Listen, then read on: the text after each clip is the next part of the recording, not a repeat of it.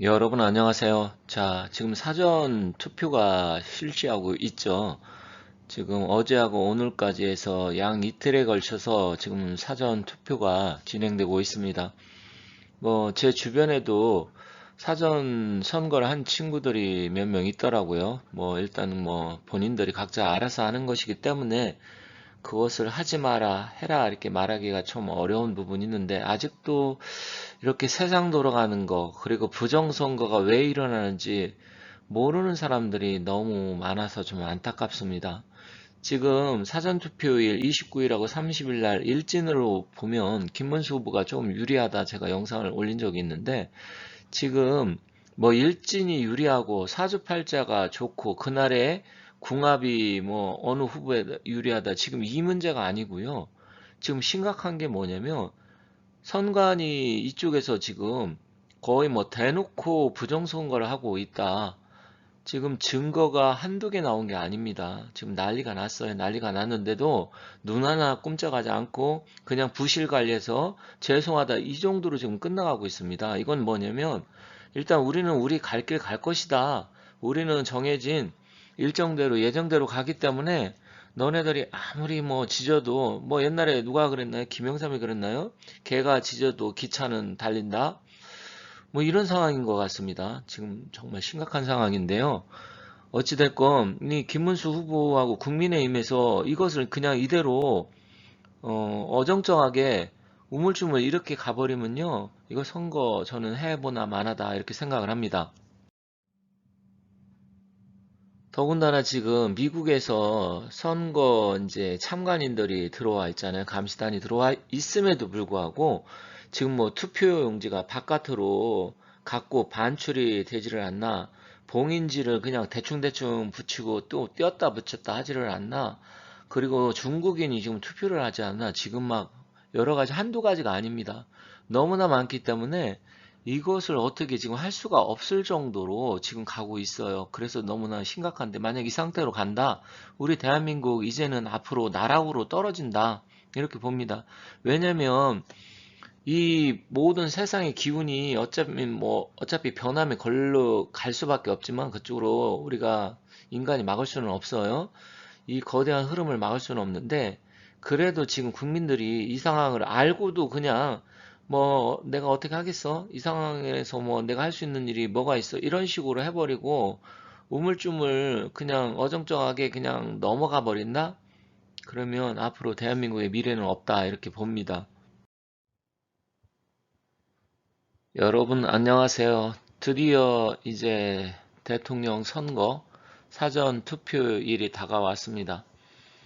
5월 29일 목요일 날하고 30일 날 금요일 날 양일간에 걸쳐서 사전 투표를 하게 되죠. 자, 일단 그동안 김문수 후보 또 다른 후보 굉장히 나름대로 열심히 대선 선거 준비를 했겠지만 내일하고 모레 일진 이것을 좀 살펴보고 김문수 후보나 이재명 좀 어떤 운기가 어떻게 사전 투표일 날 될지 한번 살펴보도록 하겠습니다. 물론 최종 선거일이 6월 3일 날이어서 그날 제가 일지는 전에 몇 번 말씀드렸고요. 일단 사전 투표일이 양일날 걸쳐서 하기 때문에 일단 사전 투표일 일진을 좀 알아보고 그리고 김문수 후보하고의 일진의 궁합이 어떻게 될지 한번 살펴보도록 하겠습니다. 일단 사전 투표일이 이틀 하는 게 좀 그렇습니다. 좀 하루만 하면 좋았을 텐데 어쨌든 사전 투표 자체를 안 해야 되는 건데 이것은 이미 결정난 사항이어서 우리가 어떻게 바꿀 수도 없는 것이고 일단은 앞으로는 좀 없어져야 될 것으로 보고요. 한다고 하더라도 좀 붙여갖고서 그냥 바로 텀을 두지 말고 해야 되지 않을까 이렇게 생각합니다. 자, 일단 내일이 목요일인데 5월 29일 일진가 끝나는 시간이 6시경이니까 유시에 끝납니다. 그러면 오전 6시에서 오후 6시까지면 을사년, 신사월, 무술일, 그리고 신유시에 29일 날 끝나고요. 이제 금요일이죠. 30일 날 을사년, 신사월, 기해일 그리고 개유시가 됩니다. 일단은 뭐 이번 달 5월 달 이재명한테는 상당히 안 좋은 달이다. 여러 번 말씀드렸는데 이 5월 달에 이 변화를 못 막고 이재명을 막지 못하면 힘들다 이렇게 말씀드렸잖아요. 뭐 요즘 계속해서 이재명이한테 여러 가지 문제 뭐 전에 했던 발언뿐만 아니라 자기 아들내미가 또 했던 그런 발언까지 나오면서 지금 완전히 지금 코너에 몰리고는 있지만 그렇다고 해서 그 기운이 완전히 꺾여가지고 김문수 후보가 완전히 뭐 역전했다 이런 분위기는 아직 아닙니다. 좀 안타깝지만 현재 상황이 좀 그렇게 돌아가고 있고요.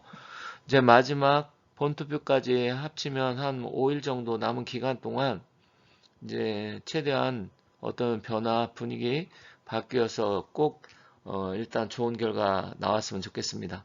자, 일단은 무술일 그리고 기해일 그리고 신유시 개유시에 끝나게 됩니다. 그렇다고 하면 이런 게 어떻게 영향을 줄지 한번 본격적으로 알아보도록 하겠습니다. 그래서 제가 전에 이재명이 대통령 되는 것을 막는 방법이 뭐냐? 첫 번째로는 부정선거를 일단 막아야 된다. 그리고 두 번째는 그 선거 전에 사실은 그게 첫 번째죠. 대법원에서 그때 파기자판을 했어야 된다. 파기환송을 하는 바람에 완전히 이 사단이 일어난 거잖아요. 그래서 그때도 제가 조희대 대법원장 엄청나게 비판을 하고 뭐라 했는데 이 원흉이 사실 사법부에 있습니다. 지금 대한민국 사법부 재판관들, 법관들, 이자들은 자기 보신주의가 엄청나게 강하고요.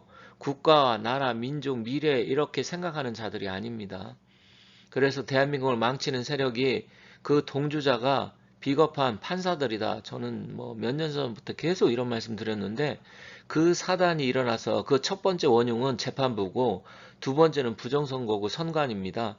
결국 선관이나 뭐 헌법재판소 다 이게 재판관들, 판사들, 이자들이 거기에 다 연관성이 있잖아요. 결국 나라 망치는 것은 대한민국은 법원, 재판관들입니다.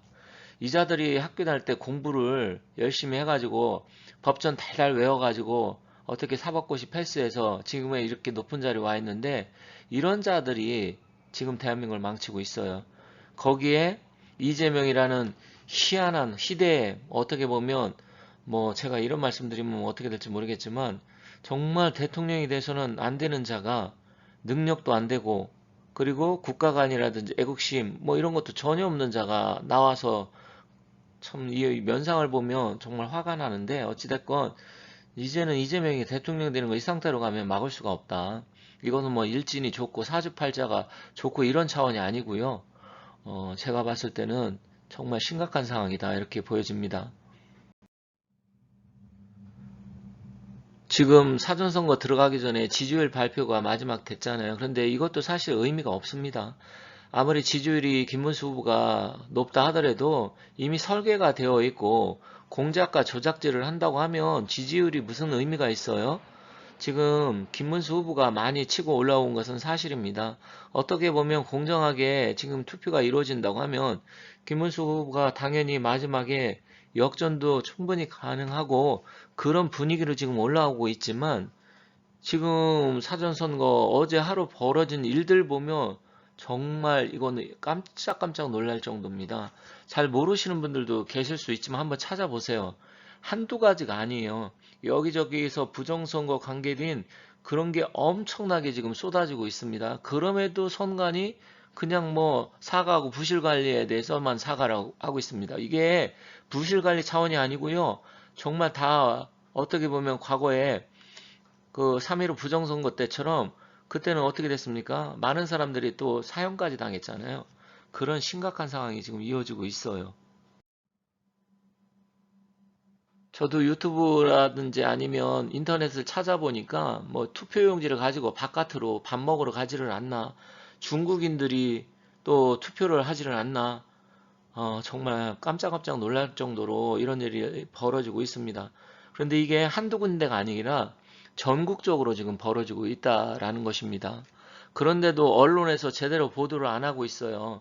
지금 이 상태로 가면요, 여러분들 아시겠지만 결과는 뻔합니다. 그래서 일단은 마지막으로 희망을 거는 것은 전라도 지역 같은 경우는 뭐 80% 이상이 이재명이가 나올 테니까 반대로 경상도라든지 충청도 이런 쪽에서 김문수 후보를 60% 이상으로 밀어서 본투표에서 확 뒤집지 않으면 어렵다. 지금 제 공간도 뭐 80%가 넘게 투표율이 나왔거든요. 미친 겁니다.